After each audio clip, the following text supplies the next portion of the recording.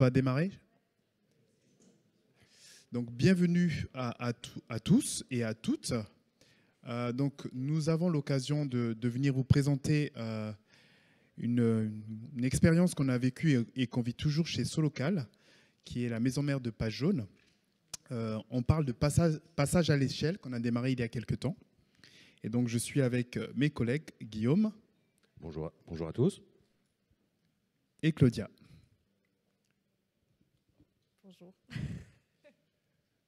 Alors, on va passer la publicité d'abord. Alors, c'est toi qui maîtrises. Voilà, sans qui on ne pourrait pas être là, les sponsors.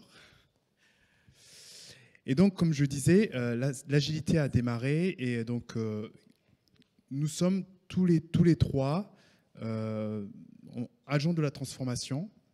Donc, Guillaume qui est côté business et Claudia et moi côté IT. Et donc, par rapport à cela, on a travaillé de pair pendant cette période-là pour vous présenter un petit peu cette expérience. Donc, Guillaume, je te donne la main. Oui, merci Régis. C'est d'autant plus important qu'on soit tous les trois sur scène, c'est que une des choses qu'on retient de ce programme de transformation, c'est qu'il faut que cette transformation elle ait lieu partout dans l'entreprise, pas uniquement auprès des équipes IT, mais aussi auprès des équipes produits, métiers, et dans toutes les couches de l'entreprise, du COMEX jusqu'au service client. Et donc c'était important pour nous qu'on soit tous les trois ici pour vous restituer l'expérience qu'on a traversée. Avant de rentrer dans cette expérience, on voulait juste redonner un tout petit peu de contexte sur Solocal. Je ne suis pas sûr que tout le monde nous connaisse. Je ne vais pas faire un grand discours sur Solocal. Je vais juste vous donner quelques chiffres qui vous permettent d'apprécier la trajectoire de transformation qu'on a pris. Donc Solocal, c'est effectivement l'ex-groupe Page Jaune. On édite grosso modo des solutions digitales pour les TPE, PME françaises, pour les aider à digitaliser leurs activités et puis utiliser pleinement les outils digitaux. Solocal, c'est 10 lignes de produits réparties en 3 gammes d'offres. Une plateforme qui gère plutôt des contenus, présence management, des avis. Une TPE, PME, elle a besoin de faire en sorte que tous ces contenus soient diffusés partout sur la toile. Une deuxième gamme d'offres qui est une Web Factory. On fabrique des sites internet pour les TPE, PME et les grands comptes, pas accessoirement. Et on a une troisième gamme d'offres qui sont des produits publicitaires packagés pour permettre à une entreprise de faire des mots-clés, de la pub sur Facebook, du display, etc., etc. Sur nos médias, évidemment, comme Page Jaune et partout sur la toile. L'ensemble des équipes produits qui œuvrent à la fabrication et au développement de ces gammes, c'est 53 squads répartis en 19 tribus et 6 plateformes techno. Donc évidemment, ça illustre un peu à la fois la complexité et les enjeux qu'on avait de transformation pour faire en sorte que toutes ces équipes travaillent de concert. On parle de un peu plus de 800 hommes et femmes sur 10 sites. Et on travaille aussi avec des partenaires offshore sur un certain nombre de nos produits.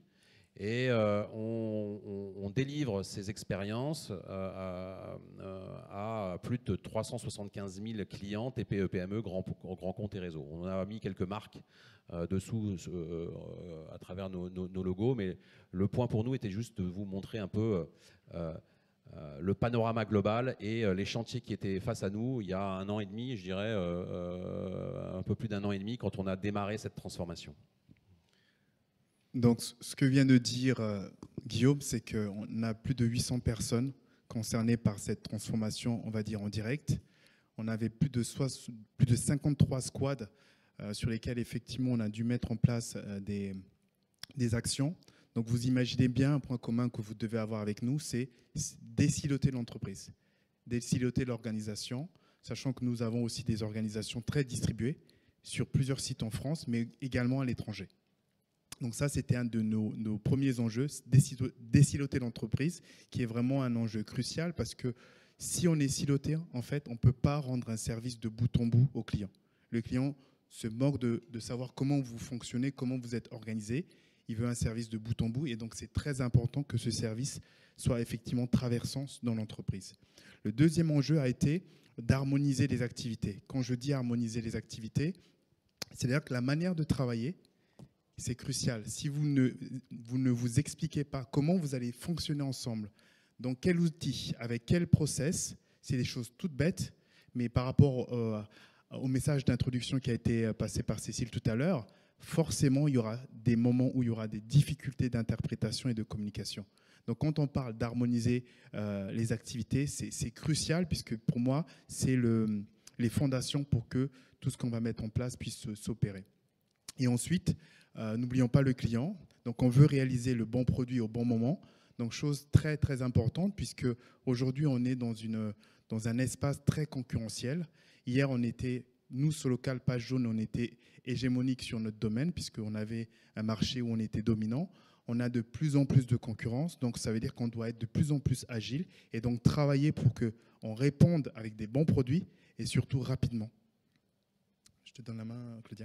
Oui. Alors, on a décidé de se concentrer sur 3 éléments phares qui nous ont en tout cas drivé sur notre transformation. Un petit mot qu'on n'a pas dit, c'est que la transformation, on l'a commencé réellement en 2019. Donc, ce n'est pas une transformation qu'on fait depuis très très longtemps, c'est quand même une transformation assez jeune. Et du coup, on est passé par plusieurs étapes. Et sur ces étapes, on a sélectionné 3 éléments qui sont un petit peu notre recette du succès pour l'instant, qu'on voulait en tout cas partager avec vous et puis avoir une discussion un peu plus tard avec vous pour étayer le propos. Alors le premier élément qui est important et qui est en lien avec le désiloté, c'est construire le lien. On a vu tout à l'heure que Solocal, c'est plein d'entités qui ont été rachetées dans le temps et avec des roadmaps, des éléments produits qui ont été créés dans une continuité au sein de ces entités-là. Un des enjeux qu'on a eu et ce qu'on a voulu faire, c'était créer ce groupe. Parce que c'est bien d'avoir plein d'entités, mais créer un groupe, c'est quelque chose de très différent.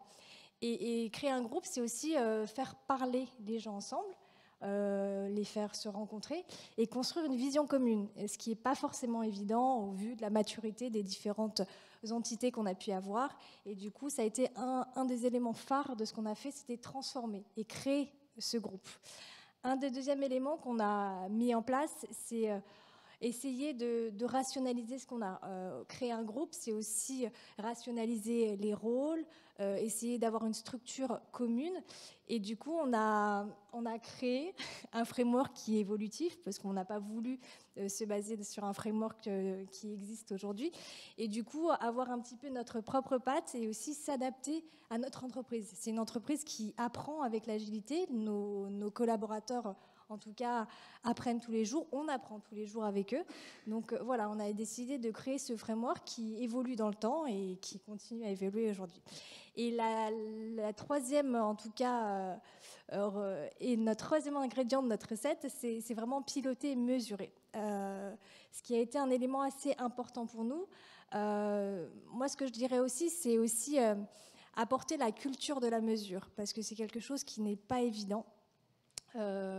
Mesurer, ça peut faire peur aux équipes, on peut parler de comparaison, et aussi mesurer quoi, comment, on a plein de données dans tous les sens, comment on fait.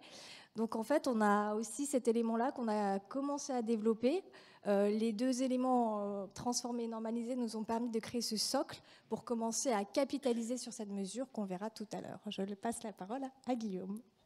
Donc on va rentrer un tout petit peu plus en détail dans ces trois éléments de notre recette. Le premier, c'est transformer. Un des éléments de succès de notre transformation, c'est qu'on a mis les équipes à contribution. On n'a pas plaqué un modèle. On a commencé par faire en sorte que les équipes se réunissent et que les équipes se réunissent à tous les niveaux. On a d'abord demandé à notre comité exécutif de fixer clairement des enjeux stratégiques sur la base, en sélectionnant peut-être 1, 2, 5 KPI qui sont illustratifs de la stratégie qu'on voulait déployer. Et sur la base de ces objectifs, on a demandé à toutes les équipes qui jusqu'ici ne travaillaient pas forcément ensemble de réfléchir au backlog qu'elles auraient respectivement à produire pour servir ces objectifs. Une fois qu'on on a demandé à ces équipes, et on a demandé aussi, enfin, les équipes à qui on a demandé, plutôt, excusez-moi, c'est un business owner, un CTO, mais aussi un tech lead et un PO. Donc en fait, on a réuni plein d'effectifs de nos équipes avec des rôles différents pour qu'ils puissent contribuer à cette vision. Et une fois qu'ils ont travaillé ça, on a réuni tous ces gens dans une même pièce.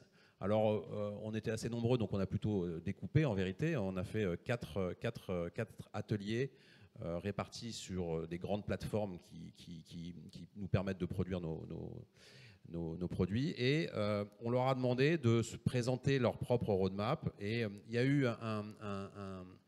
il s'est passé un truc. C'est que, effectivement, comme le disait Claudia tout à l'heure, c'est presque la première fois que les gens se voyaient physiquement, se découvraient. Découvraient les problématiques techniques de leurs petits camarades. Et surtout, quand on leur a demandé de ventiler dans le temps leur capacité à produire ces développements, on s'est rendu compte à quel point les adhérences étaient fortes, à quel point il fallait anticiper un certain nombre de choses. Et naturellement, je dirais que cet exercice a alimenté aussi la manière de construire à l'avenir tout notre programme. Et ce que disait Claudia tout à l'heure sur créer une logique de groupe versus des logiques individualisées, ça et là dans l'entreprise, ça a pris naissance ici. Et parmi les éléments aussi très intéressants qui se sont dégagés de ces ateliers de partage, c'est que, et on va revenir un peu par la suite, c'est qu'on a réussi à bien définir, ou à mieux circonscrire plutôt, à la fois les rôles et responsabilités de chacun, et puis à simplifier aussi nos instances et les workflows qui étaient jusqu'ici à la main des squads ou des tribus. C'est Régis qui en parlait tout à l'heure. On a vraiment fait en sorte que ce soit les équipes elles-mêmes qui simplifient leurs gestes, qui simplifient leurs instances, qui simplifient les dialogues qu'elles ont entre elles. Voilà, donc on a fait des exercices simples que je suis sûr vous pratiquez par ailleurs. Hein. On a positionné des post-it sur des axes effort-valeur. On a positionné des choses dans le temps en rapport aux objectifs de nos clients. On a utilisé des frameworks simples. Et ça, c'est aussi, je pense que c'est un enseignement. On a fait un peu le ménage dans la théorie, je dirais, ou des frameworks parfois un peu complexes, pour arriver à ce que les équipes s'accordent sur une manière de travailler ensemble, de manière simple, et le réflexe de le faire, je dirais. Donc voilà, on a... et le bénéfice majeur, à la fin, c'est que les dépendances sont clairement identifiées et pilotées suffisamment en amont pour être au rendez-vous du marché. Le troisième point qui est de servir nos clients en time to market le plus efficacement possible. Donc, Guillaume vient de le préciser. Donc, l'ingrédient numéro 2, c'est normaliser. Normaliser veut dire quoi? Vous avez des équipes où on cherche à ce qu'elles gagnent en autonomie. Donc ça, c'est le rêve. Nos squads doivent gagner en autonomie. Mais derrière, il faut faire la différence entre autonomie et indépendance. Surtout lorsqu'on est dans un groupe de 800 personnes qui travaillent sur les projets et 2500 personnes qui travaillent pour l'entreprise. Donc c'est très important cette nuance-là. Donc on s'est dit comment rendre les équipes autonomes et en même temps gérer les dépendances qu'il y a entre elles. Donc une des premières réponses a été effectivement ces moments de synchronisation des roadmaps. Ça a été la première fois en 2019 qu'on a fait la roadmap de 2020 ensemble, au même moment, avec les mêmes modèles présentés au top management. Donc ça a été une première. Donc derrière ça, nous, on s'est dit, ben voilà, on est en train de construire un framework. On a utilisé le terme soft pour SoLocal Optimize Feature Team, qui est aussi un clin d'œil par rapport au terme soft parce qu'on y va en douceur. Une transformation, quand elle est brutale, elle ne prend pas. Je peux vous le dire, ça ne marche pas. Lorsque vous ne faites pas adhérer les gens dans la transformation, ça casse. Les gens n'y adhèrent pas. Nous, on s'est dit, au lieu de présenter un framework, on va vivre le framework et au fur et à mesure, on va le remplir. Donc, ça veut dire qu'on est en train d'expérimenter des choses et à chaque fois que ça prend, on vient modifier notre framework. Vous voyez, ce n'est pas un framework qu'on pose en disant, voilà, c'est ce qu'on va faire. Non, on fait, on observe, on ajuste, on améliore et on consolide. Donc, dans ce framework, une des premières choses qu'il fallait mettre en place, c'est où est la prise de décision? Comment se passe la prise de décision? On a nos squads, c'est assez facile d'identifier les squads. Ce qui manquait chez Solocal, c'était le niveau intermédiaire, la partie tribu. On s'est inspiré, donc vous reconnaissez un petit peu l'inspiration de Spotify. On s'est dit, tiens, ça c'est quelque chose qui finalement est assez intelligible et ça prend pas mal. Donc on a commencé à aller partout dans toute l'entreprise et à instaurer cette notion de tribu. Au niveau top management, on s'est dit, des fois, il y a des managers qui tapaient directement dans les équipes, d'autres qui rencontraient directement des managers intermédiaires. On s'est dit, il y a quelque chose aussi à faire. Donc, on a créé en fait des niveaux qu'on a appelés des plateformes. On a fait un découpage de l'entreprise en produits qu'on a appelés des plateformes. Donc, ce sont des plateformes qui sont bien distinctes. Et comme ça, on a un niveau de hiérarchie par rapport à la prise de décision. Et on a créé ces 3 niveaux pour nous permettre de créer la roadmap group qui se décline à tous les niveaux. Et à partir de là, on a mis en place les rôles, on a mis en place les métriques, on a mis en place les livrables et tout ce qui s'ensuit. Ce que j'ai envie de dire, pour certains, ça pourrait ressembler aussi à du SAFe. Tiens, SAFe, on ne va pas rentrer dans les polémiques. Le modèle qu'on pose, c'est un modèle, encore une fois, soft, c'est-à-dire en douceur. Il est perfectible, il va toujours être collé à la réalité de l'entreprise. Demain, il y a quelque chose qui ne va pas, on enlève. Il y a quelque chose qui manque, on le rajoute. Et c'est au fur et à mesure qu'on est en train de le dérouler. Donc ça, c'est vraiment quelque chose qu'il faut prendre en considération. Donc on est en train d'asseoir l'organisation autour de ce framework. On a fait un gros travail de clarification des rôles et des responsabilités. Et ça continue, hein. C'est un travail de long cours. Hein. C'est pas en un claquement de doigts. Là, j'en parle aujourd'hui, mais nous, ça fait 2 ans et demi qu'on est dessus. Et ça continue, et c'est des combats de tous les jours, faire embarquer tout le monde dans cette aventure. Et une des dernières choses, c'est simplifier les instances. La prise de décision, elle est cruciale.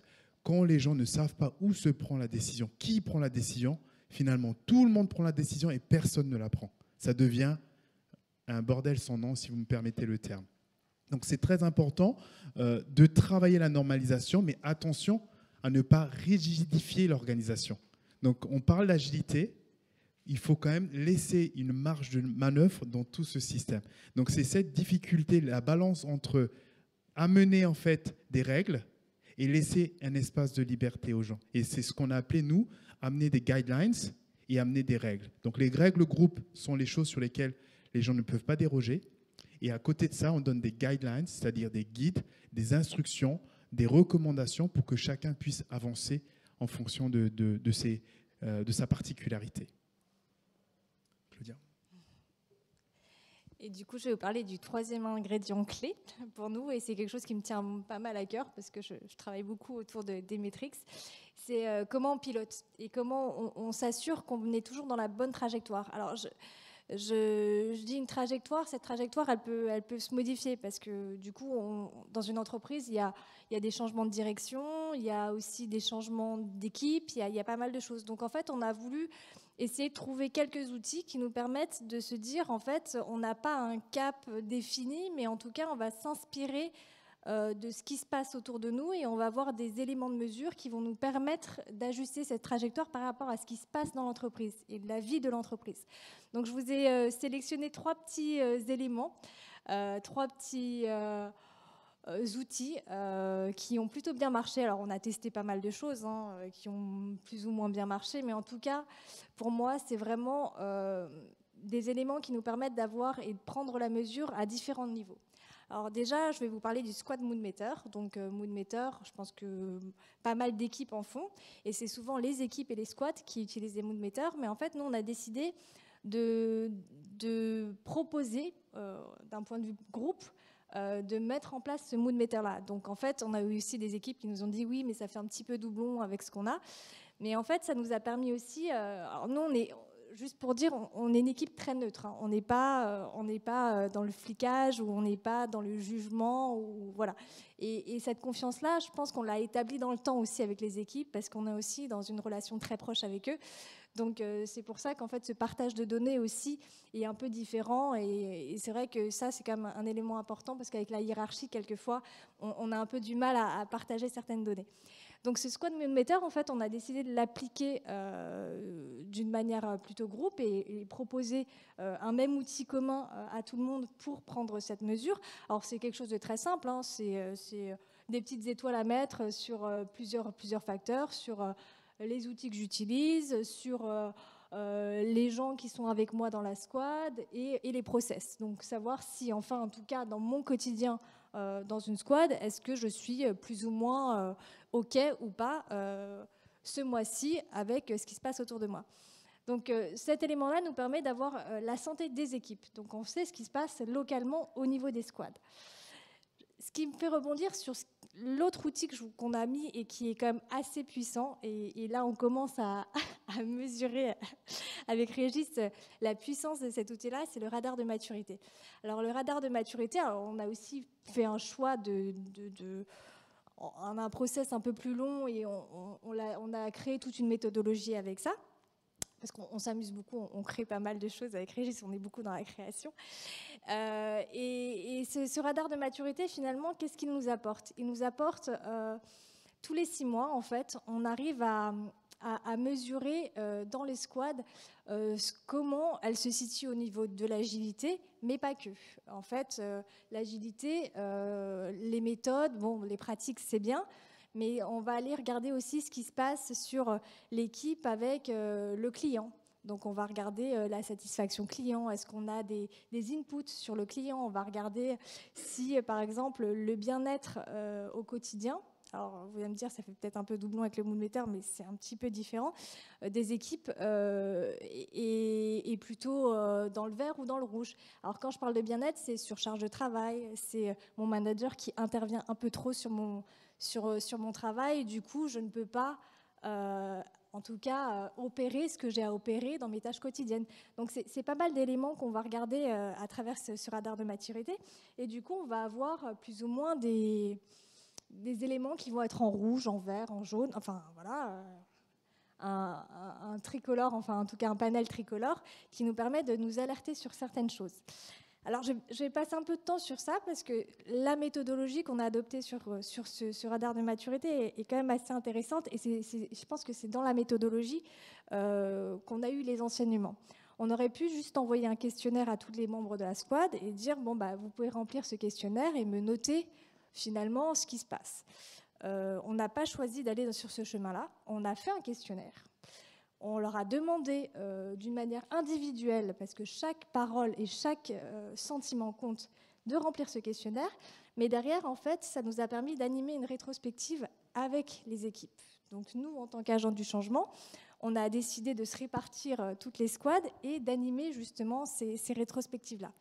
Et en fait, lors de ces rétrospectives-là, on ne partage pas le détail de chacune des personnes, mais plutôt le sentiment global. Et à partir de là, on a une discussion avec toute l'équipe pour que l'équipe arrive sur un consensus commun de bah, ça, on va plutôt le classer en rouge, ça plutôt en vert ou ça plutôt en orange.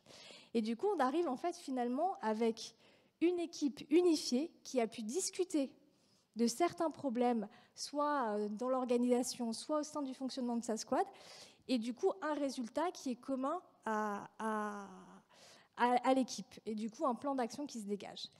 Donc ça, je pense que c'est un élément et un outil qui en tout cas nous a permis de faire pas mal de choses et aussi orienter notre propre roadmap, parce que nous aussi on se dit qu'on a aussi des clients d'une certaine manière, et en fait les équipes et le management sont un peu les personnes qu'on doit en tout cas regarder et satisfaire, et du coup on s'alimente de ces éléments-là pour aussi organiser ce qui en transverse marche moins bien dans l'organisation et du coup travailler autour de ça.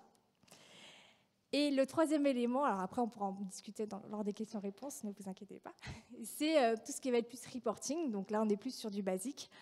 Du coup c'est comment on mesure en tout cas la performance, alors j'aime pas trop ce mot-là parce que performance ça veut tout et rien dire, mais en tout cas comment on commence à avoir de la donnée pour en tout cas voir si ce qu'on produit, ce qu'on fait, est-ce qu'on s'améliore ou pas, et est-ce que en tant qu'équipe, en tant que groupe, en tout cas on arrive à délivrer de la valeur ou pas. Donc je ne vais pas trop m'étayer sur ce niveau-là parce que je ne vais pas dire qu'on est aux prémices, mais en tout cas, tous les éléments que je vous ai montrés avant nous ont permis de construire un socle pour y arriver. Sur cette partie-là, on se base aussi beaucoup sur des outils comme Jira. Donc en fait, on a passé énormément de temps sur le cleaning et en tout cas l'harmonisation d'un certain nombre de choses pour en tout cas avoir une lecture commune et pouvoir en tirer quelque chose. Donc ça a été aussi un très très gros chantier qu'on a eu pendant pas mal de temps et on continue de l'améliorer par rapport à ce qu'on souhaite faire. Et du coup, cette partie-là, voilà, je dirais qu'elle est encore en construction, on va encore l'améliorer et elle ira un peu plus loin. Et je vais m'arrêter là parce que je parle beaucoup.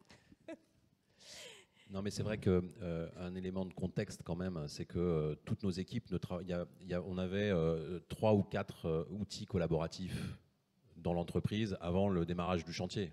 Donc déjà, pour harmoniser les équipes, essayons de faire en sorte que tout le monde travaille sur le même outil. Donc on a effectivement choisi Jira et on a essayé de régler un certain nombre de choses par des recommandations, par l'utilisation d'un certain nombre de champs pour pouvoir avoir une donnée importante, pour pouvoir faire ce pilotage. Bon, il nous reste 5 minutes. On pourra revenir évidemment sur ces logiques de reporting. On va passer juste à la conclusion et après on vous laissera poser vos questions. Mais ce qu'on retient de cette première phase, parce que finalement on est un peu au milieu du gué quand même. On a fait beaucoup de travaux, mais d'abord c'est que il faut qu'on construise avec les équipes. Régis l'a rappelé, ça nous paraît absolument essentiel. Après, il y a une question de formation et d'encadrement. Donc là, pour le coup, Régis était à la manœuvre beaucoup, mais répéter encore, toujours, les process, qu'est-ce qu'on attend, une épique, qu'est-ce qu'il y a dedans. On a créé aussi, alors on n'en a pas beaucoup parlé, mais dans le reporting qu'il y a juste avant, là, cette petite tâche verte, c'est un tableau de bord qu'on a construit pour montrer la roadmap groupe. Sauf qu'on ne pouvait pas structurer un reporting avec les 450 épiques qui sont travaillés par les 53 squads. Le truc est illisible. Donc on a créé un concept Jira qu'on a appelé la roadmap initiative et qui est une somme d'épiques mais qui est marketée. Exemple, pour que ce soit plus clair pour tout le monde, on avait besoin d'équiper notre média page jaune d'une solution de messagerie instantanée pour permettre à des utilisateurs d'interagir avec un professionnel. Donc il faut bien que la conversation elle aille jusqu'à l'interface du professionnel et qu'elle revienne. Donc si on demande aux équipes de travailler là-dessus et qu'on ne leur impose pas un framework et un certain nombre d'instances pour discuter, c'est un bordel sans nom. Donc on crée plutôt une roadmap initiative qui est rentrée comme un projet comme tel dans Jira et sur laquelle toutes les squads enregistrent les épiques qu'elles ont à livrer. Et donc comme ça, on a un suivi, je dirais, plus macro et plus marketing des grosses features qu'on a besoin de délivrer. Donc je passe le détail et je reviens justement à la tu voulais rajouter quelque chose? Comme il reste 1 minute, on va vite accélérer pour laisser les questions. Sur le deuxième point, les répéter, c'est important. Ça a été aussi un point de départ qui a été la formation. Sur les 2 ans et demi qui viennent de passer, on a formé 700 personnes. Principalement côté IT et projet, les product owners et leurs managers. Mais de plus en plus, on est en train de s'ouvrir aussi aux gens qui sont hors projet, des gens du métier. Là, par exemple, on va commencer aussi du coaching côté contrôle de gestion. Voilà, pour vous dire que ça s'est répandu comme une tache d'huile, mais la formation est cruciale parce que les gens, c'était une boîte noire il y a encore 2 ans, l'agilité. Pour vous dire d'où on vient. Donc, c'est quelque chose d'important. Après, je te laisse le troisième. La qualité des données, j'en ai parlé. On a fait un gros data cleaning sur, en tout cas, Jira, en fait. Voilà. Et du coup, c'est sûr que s'il n'y a pas une donnée de qualité, à un moment donné, on ne peut pas aller sur cette data qui est quand même assez précieuse pour, en tout cas, orienter certaines décisions. Le quatrième, c'est que les outils qu'on met en œuvre, ce qu'a présenté Claudia, ça doit délivrer de la valeur immédiatement pour les équipes. Sinon, c'est un peu comme la volonté d'imposer un framework par la force. Sans co-construction, ça ne marche pas. Pareil, les outils, ça doit délivrer de la valeur. Et un des pains qu'on avait, notamment, c'est que comme on était très siloisé, les reporting, on n'arrêtait pas de demander des reporting au PO. Au squad, et t'en es où, et t'en es où, et t'en es où. Avec notre système de board, initiative, on a des reporting qui montrent l'avancement du delivery, accessible pour tout le monde, qui est construit avec la donnée Jira, manipulée tous les jours par les équipes techniques, par les PO, par les techs.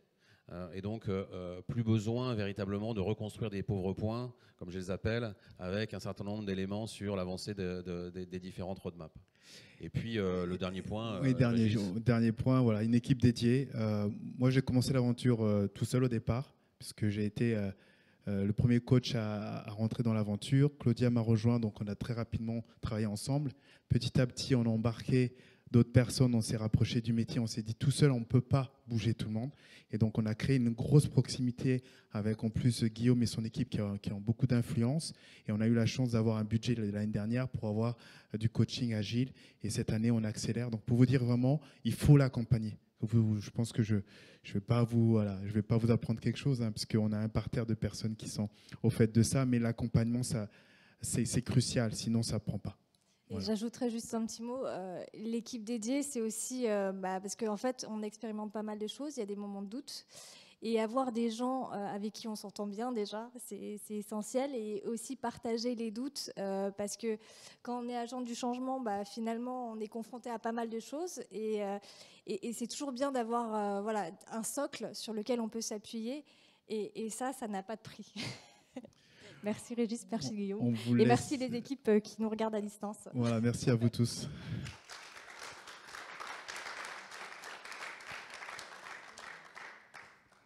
Est-ce que vous avez des questions?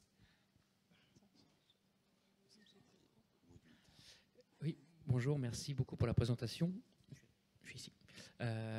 On peut revenir juste au slide d'avant, j'ai une question là-dessus, justement, vous avez titillé ma curiosité.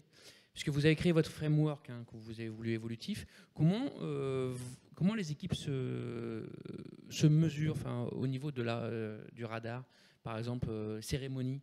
Est-ce que c'est par rapport à un cadre que vous avez prédéfini avant, ou est-ce que vous vous raccrochez plus, par exemple, à Scrum ou à un autre framework? Alors, tout ça, c'est basé sur un questionnaire. Alors, c'est plutôt Scrum, hein, parce qu'on a beaucoup d'équipes qui sont plus en Scrum. Et en fait, on laisse le choix aux équipes. Mais majoritairement, on a plus des équipes en Scrum. Donc, on a créé un questionnaire, justement, où on a catégorisé les cérémonies, enfin, tous les éléments qu'on peut voir. Et suite à ce que le consensus global de l'équipe, on arrive à avoir, justement, une note.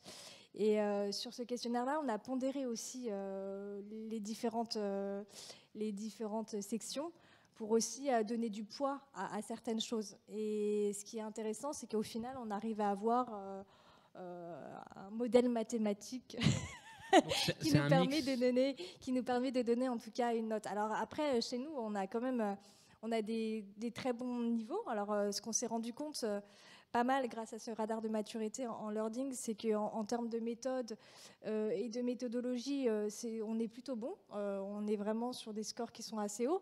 Après, on voit que côté plus organisation, et ce qui peut impacter le moral des équipes et aussi la vélocité au final, on est un peu moins bon. Et quand je parlais tout à l'heure de backlog plus transfo, ça nous permet de nous dire, OK, alors nous, on a pensé à un framework pour simplifier tout ça.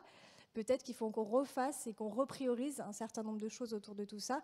Et du coup, ça nous a permis d'écouter les équipes, aussi de réfléchir à des solutions avec eux, parce que du coup, on est vraiment avec eux et on discute.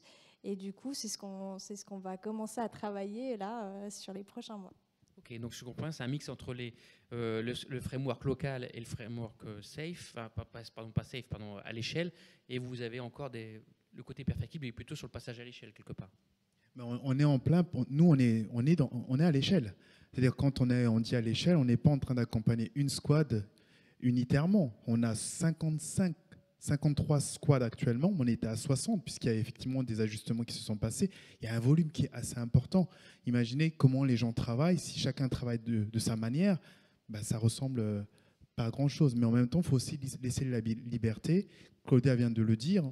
Le choix de la méthode Scrum, Scrumban, Kanban ou autre, c'est laissé à la discrétion des squads. Moi, je suis un fan de Kanban. Il faut une certaine maturité. Aujourd'hui, il y en a qui ont essayé, qui sont revenus en arrière. On laisse cette liberté-là, mais on accompagne. J'ai une question à distance. Merci pour la présentation, très inspirant et intéressant. Ma question, lors des rétros sur la maturité des équipes, vous est-il arrivé de rencontrer une équipe qui s'estime collectivement agile alors que vous savez qu'elle ne l'est pas en réalité? Quelle est votre position sur lors de la rétro? Alors, moi, ce que j'aime dans ce résultat-là, en fait, ces outils-là, c'est basé sur l'effet miroir. Ce n'est pas nous, experts, qui allons juger les gens. Et moi, j'ai déjà connu, je ne citerai pas de nom dans d'autres expériences, parce qu'avec mes pairs, on parle beaucoup. Dans une banque, ça s'était mal passé, où c'était les coachs qui donnaient des étoiles. Pour certains, ils vont reconnaître. Et ça a créé un petit peu de tension. Chez Solocal, on est plutôt sur une approche autodiag. C'est moi-même qui me regarde et qui suis capable de me dire si je me sens bien ou pas, si je sens que je suis ou pas dans la progression. Et à partir de là, lorsque vous dites que c'est l'équipe qui s'aligne sur sa perception, ben vous avancez dans l'autodiagnostic. Et pour répondre à la question, oui, il y a des équipes qui se sont dit « Ah, mais nous, on pensait qu'on était plus loin que ça ». Effectivement, ce sont des équipes qui ont démarré l'agilité chez Solocal très tôt par rapport aux autres. Donc, dans l'univers collectif, c'était les meilleurs, les gens qui étaient devant. Et au final, lorsqu'ils sont passés dans le moule du radar de maturité, ils se sont dit « Ah, finalement, il y a des endroits où on a régressé.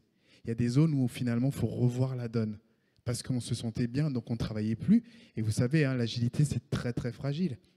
C'est très, très vite de revenir en arrière parce qu'on se laisse aller, parce que chasser le naturel, il revient au galop. Donc oui, par rapport à cela, il y a des équipes qui ont été surpris par rapport à leurs notes, mais c'est elles-mêmes qui se sont notées, ce ne sont pas les coachs. En complément, nous, coachs, on va faire des recommandations par rapport à notre lecture, mais on ne va pas imposer.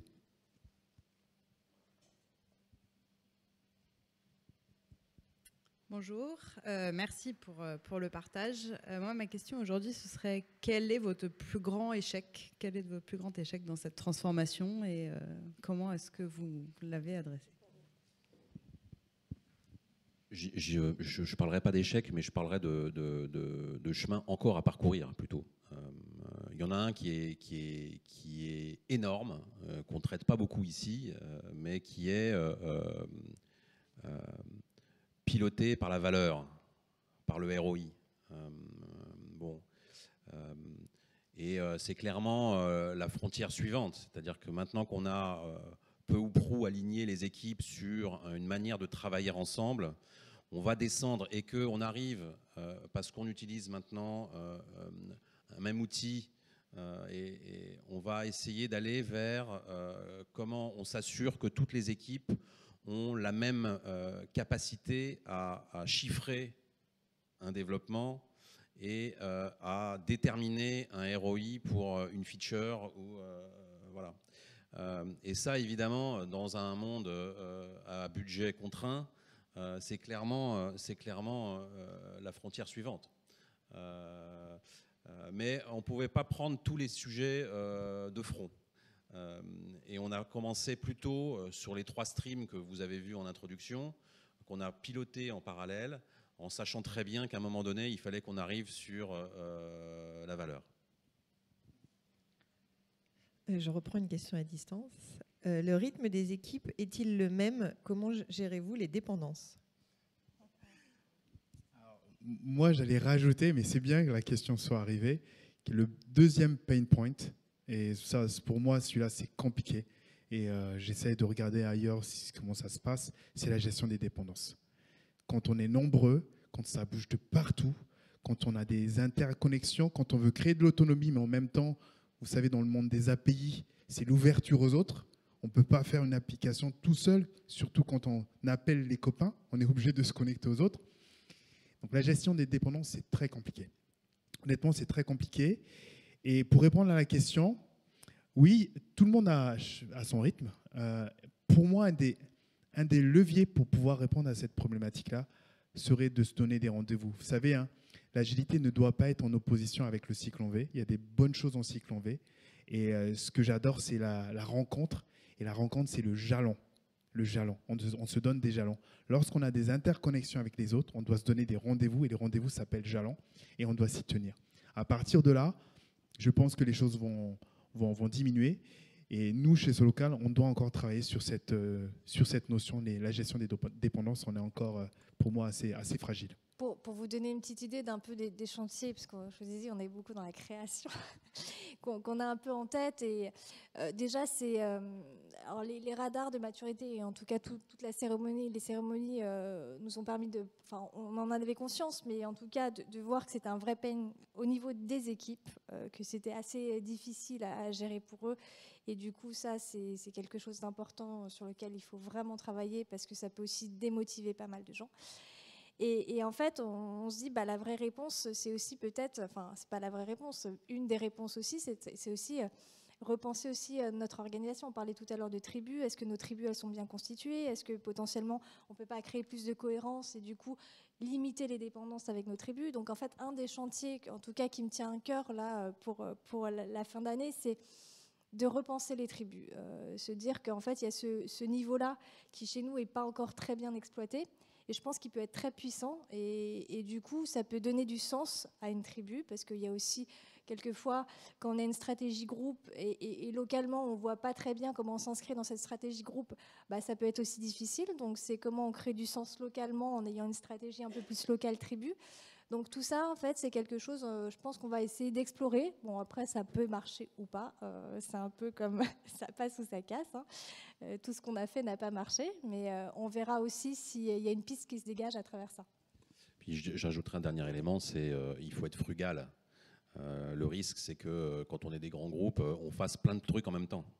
Or, si on veut être time to market, on veut servir nos clients, on sait que finalement, les projets qui vont véritablement faire tourner le bateau ou faire repartir un groupe, il faut que ce soit bien coordonné tout le temps. Et donc, en fait, il faut choisir ses combats.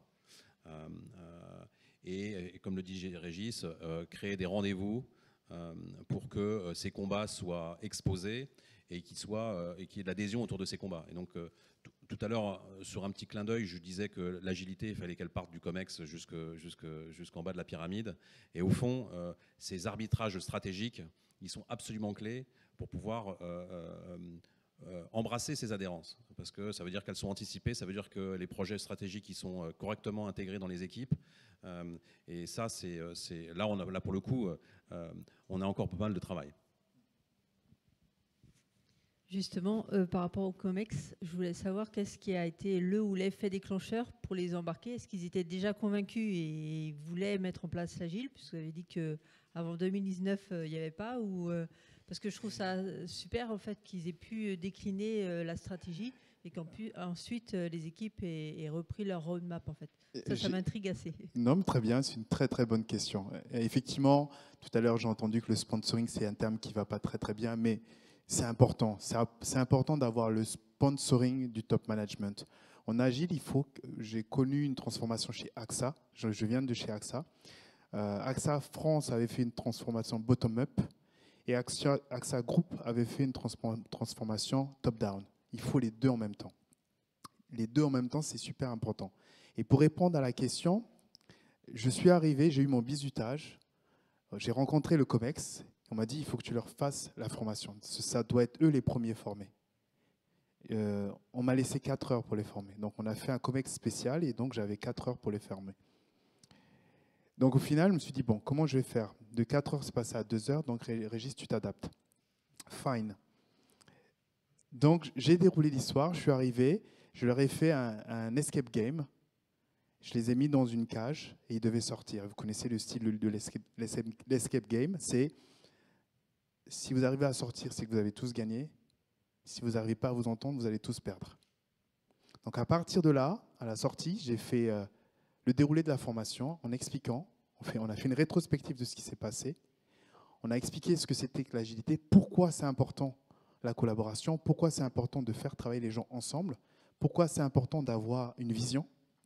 Et à partir de là, le top management, notamment le directeur général de l'époque, était sponsor dès le départ et il nous a accompagnés. Donc ça a permis de dérouler, il nous a donné des objectifs. Donc allez-y les gars, former, accélérer, transformation. Et donc ça a été une forme de cadencement aussi de la formation. Donc c'est très important d'avoir le sponsoring. Je vais prendre une dernière question à distance, puis après, je vous laisserai même continuer. La création d'un framework personnalisé est très motivant et un parcours difficile. Avez-vous eu la tentation ou des demandes de collaborateurs pour passer à un framework à l'échelle du marché type SAFe? Oh que oui. Oh que oui. Mais non, mais on ne va pas faire ça, il y a SAFe. Oui, très bien. Pour la petite boutade, on est entouré de gens qui sont des experts de la théorie de plein de frameworks. Donc c'est difficile, ouais. Moi, je dis toujours, vous allez mettre les outils d'un forgeron, d'un maçon, etc. Ce n'est pas pour autant que vous allez devenir très bon maçon. Les outils, c'est une chose bien. Franchement, il n'y a rien à dire, c'est important. Mais il faut savoir les utiliser. Et honnêtement, SAFe, si on le fait à moitié, ça ne prend pas. Et vous connaissez SAFe, il y a un vrai pivot, c'est très structuré, il faut du monde. Et synchroniser l'accompagnement SAFe partout dans l'entreprise. Avec le budget que j'avais, Bibi, avec le gap qu'il y avait, honnêtement, c'était impossible de dérouler SAFe. Donc on l'a joué petit à petit, plus en stratégie d'influence. Stratégie d'influence. On prend du SAFe, on prend du Spotify, on prend du LESS, on prend du DAT, des SDS, et tout ce qui existe. Et on prend aussi ce qui existe dans l'entreprise, ce que les gens veulent faire, et on l'habille. Et vous voyez, ça ressemble peu au pro. Ce n'est pas du SAFe, mais on a un peu saupoudré avec du sel et du poivre. Il ne faut pas oublier aussi qu'on est quand même une entreprise, on a quand même du legacy. Enfin, ce n'est pas une entreprise qui est toute jeune, et du coup, on a un historique qui est assez important. Et l'historique, ce n'est pas juste dans notre SI, c'est aussi dans les types de profils qu'on a. Et du coup, embarquer tout le monde sur quelque chose, si c'est pas simple, si en fait on n'arrive pas à l'expliquer en une phrase ou deux phrases, on a perdu la moitié des personnes. Donc en fait, on s'est trouvé aussi dans cette problématique-là. C'est en fait dès qu'on nous deux on pitchait un peu ensemble, on disait non mais en fait là c'est trop compliqué, on n'arrive même pas à se l'expliquer. Donc comment on va embarquer des gens sans pouvoir l'expliquer simplement? En fait, la simplicité et le côté où quand on veut que quelque chose marche, il faut qu'on puisse l'expliquer d'une manière très simple à n'importe qui. Ça a été un peu la clé de ce qu'on a fait, et c'est ce qu'on essaye de faire. Alors quelquefois, on part encore dans des trucs un peu compliqués et on dit « Ah non, on arrête là, c'est trop compliqué ». Claudia vient de répéter 5 fois un mot qu'il faut juste retenir, et c'est celui-là qu'il faut retenir, la simplicité. À partir de là, dès que vous rendrez quelque chose de simple, c'est facilement interprétable. Si c'est compliqué, vous n'avez pas l'adhésion. Par contre, pour faire quelque chose de simple, c'est ce qu'il y a de plus dur à faire. C'est ça le paradoxe. Sinon, beaucoup de choses seraient simples. Voilà. Merci à tous. Merci beaucoup. Merci.